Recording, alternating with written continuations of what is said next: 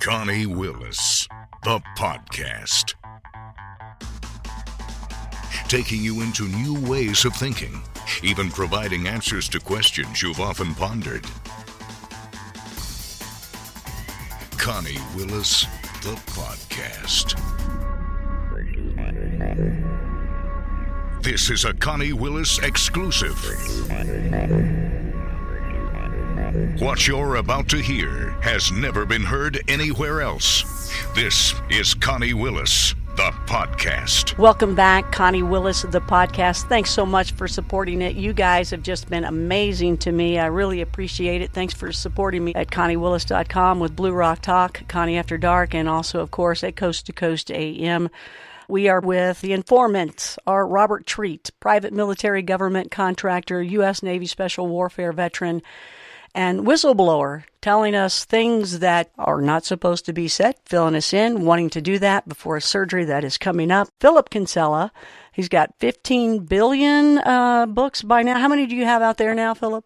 Oh, I don't. Most of them are children's science fiction. A number of them are UFOs and psychic phenomena. So I don't know, 19, I don't know. So Philip Kinsella, just real quick, your website? Is www.thekinsellatwins.com, yeah. And tell Ronnie we said hello. We cut you off on your question. Let's go right back to it.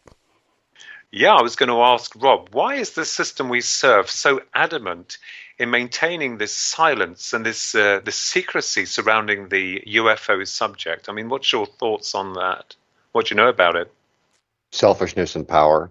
They say, well, what if the aliens just made themselves known? Well, one, if they did, how seriously would we take our leaders? We've got an advanced alien race. Why would we listen to the president or our congressman or the prime minister? The other thing is the technology they could offer, which is really what the Cabal wants, is they want the technology. And as I've said in previous interviews, the human Cabal, the human elite, they want to basically usurp. They want to be the power in the universe.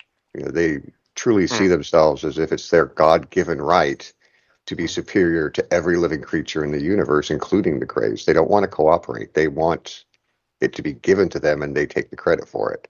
Yes, and do you feel, Rob, that the Cabal do have their hands on some form of exotic technology that they have? Do you feel that's possible? Oh, they definitely have access to the technology that was given to them by what I refer to as the fallen Greys. And it's my understanding that their technology is very antiquated. Because when the war happened between the Greys, like a civil war, if you will, that the technology that they had at the time when they lost the war is the same technology that they have today. So we aggressively try to shoot down any ship that belongs to the Primarchs, the good Greys, because there's elements of the technology of the fallen that they're cut off from. Like they are, literally bound to this solar system. They can't, they no longer have the power to, leave, the Sol star system, our star system. So they're working with the humans to progress our technology to the level that it benefits them. And then, the human conspirators are also thinking that, that technology will benefit them as well. So even though there's one thing going on, there's multiple agendas within the one thing, and they're not in synchronicity with each other. Yeah. I saw someone sent me an episode from the X-Files, and literally from the series of the X-Files. It was done, some years ago now. And it was quite scary when you talk about timelines all being connected to one. I mean, they were talking about, about the war that's going on at the moment, and everything seemed to be like scripted. I mean, it's really strange, isn't it, how these things work out? But I suspect that the Cabal that you speak of, the nefarious ones, the humans, that is, that we do hear about these wars that's going on, certain factions of alien species that are visiting our planet. But I think and feel that, they're quite evil, aren't they, the Cabal? I mean, in terms of what they want. Is it true that they want to subjugate humanity, or what is the end result of all that? Their viewpoint is very different from ours. Is it, we can't even relate to the way they think. But the way they think is it's that they're the ones running the world, and that they should be the ones running the entire universe. And it's their responsibility and their right to control, rule, and manage us in every single way possible. That's why they have the complex modeling systems to predict, our future behavior going out decades. Yes. They supply. They supply everything that we consume or interact with. They build the cars that we drive. They own the banks that we bank at, the stores that we shop at, the workplaces that we're employed by. And they see us as a resource, and they don't hide that fact.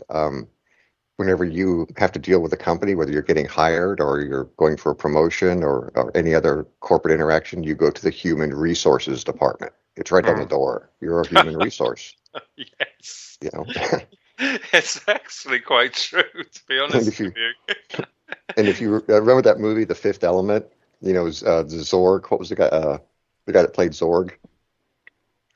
I remember the film. He's like, fire 5 million. That's the way they think. Oh my gosh. Gosh. So they'll trash an economy in one country because they need to divert resources to another country that's rising up. And their models, they predict absolutely everything except for the things that they can't predict, which is like the rise of third world countries, like the rise of India, the rise of Africa, throws off their models. So they make on the fly adjustments. If 10 million people have to die in America in order to divert resources to support 10 million people in Africa, then they'll kill off 10 million people. Yeah, it's really quite insane, isn't it? Because, if I use the word spiritual, I don't mean it in a godly way. I mean that on a conscious level, I believe in an afterlife. I believe in continuation of consciousness. And there's a connection on multiple levels of realities, as we call it, beyond this physical plane. But, at the end of the day, this cabal, what they're doing, there is obviously this war of good and bad, isn't there? Between them and us. They're trying to extinguish that goodness from us, aren't they? Oh, yes, absolutely. They want us in the structure of the Greys. You have the mantid creatures, which are really the top tier in the Greys. Then you have the ones which are slightly smaller. I call them the Archons, and then you have the ones which we're all familiar with, the little short, 4 or 5 foot Greys, little guys. The little guys are just like a clone drone species, right? They have very little self-determination. And the elites, the human elites, they want to make themselves the mantids, and they want the rest of us to be the drones. Well, that's kind of like basing a model on an extraterrestrial species. This has been going on for some time, isn't it? This agenda, this plan has been put in place for some time because these people that are in the cabal, you hear about the rich families, the top families, and they live and then they die, and it's like it's rolled on to the next one. On a conscious level, on a spiritual level, I know that you're saying that they don't think like we do, and that is very evident in the way they treat and what's the people of the world and what's going on in the world. But the overall plan, do they not have an understanding of goodness, of like continuation, or are they just wanting to be damned and just control? This is very puzzling, isn't it, in the extreme? Well, they think they can win. They truly believe that they can win. The good aliens are coming back, and they've come back periodically throughout, the history of humanity. And made corrections and sometimes even resets, where they've only left, a few thousand individuals on the planet to restart civilization with. If you just tuned in, Rob Treat is talking with Philip Kinsella, asking some questions. So stay with us. We'll be right back. Bring it on, Connie. This is a Connie Willis exclusive on Connie Willis, the podcast. We are back. We have Philip Kinsella talking with Robert Treat on Connie Willis, the podcast. We'll get right back to the aliens, who they are. I guess it's not really even statuses, is it, Robert? You're just saying, hey, here's this kind, and here's this kind. When you talk about the ones that most of us really talk about, and you see the commercialism of them, where there's always, if you go into a store, there's a little gray. When you do talk about them, I think you call them the Archons, correct? The medium-sized ones, the ones that are over the little short ones that we're all familiar with. Okay, so the little short ones, what do you call the little short ones? We call them drones. Okay, drones. Okay. And what I also found interesting that Philip may not have caught at one point is you say they're like the old model and they even smell moldy. The fallen ones, yes, there's a very distinct smell, and I noticed that. Most of my interactions with the Greys are when I was a child, and those interactions were all with what I consider the good Greys. When I was in my 20s, I was abducted from a facility in Montana, a secret facility in Montana, and I was taken by the fallen, and there was a very distinct difference in the way they looked and the way they smelled and the way they treated me. They treated me like an abused animal. And that's when I hear most people's abduction stories, that's what they're describing, is those guys. And there's like a moldy cardboard cinnamon smell. Oh, yes, absolutely. I mean, I recall an event in my childhood with one of these things, although I only report what I've seen, what I've experienced in a cottage on the property of Bignell House, where there was one standing by me when I was outside the house, wondering how I got out there. But there was this cardboard smell. I understand the smell that you are talking about, Rob, most definitely. Yeah, absolutely. That's kind of scary. Now, I want to ask another question. So, why is the Cabal, the system that we serve, they know about UFO researchers, they know about whistleblowers like yourself, they know about people like Connie and everyone, but why is it that they are, adamant to continue this debunking? Because obviously someone somewhere must know what's going on, and of course the Cabal do, but they seem so supremely confident in researchers not working it out, because when UFOs come in and they go out, they seem to distort time and space, and the abduction seems to override our complete sense of awareness when they come in.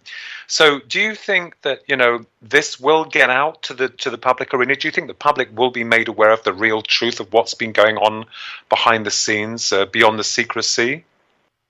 Absolutely. I feel like that our discovering the truth, or the truth being revealed, is not far off. It's not far in the future, whether that's in our generation or 5 or 6 generations from now.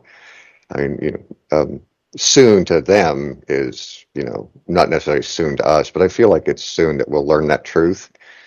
And the Cabal is fearful of the truth because when humanity learns the truth, they will lose power.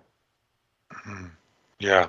If we knew how the rest of the universe lived and conducted their societies, there would be an immediate change in our own, and that change would not be good for the Cabal.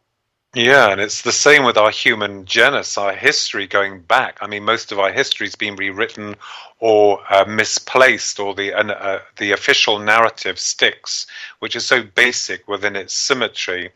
And if people were to discover that we perhaps were the remnants of an extraterrestrial or an alternative extraterrestrial species in terms of our creation, that would upset the apple cart completely, but we have to be open to that speculation.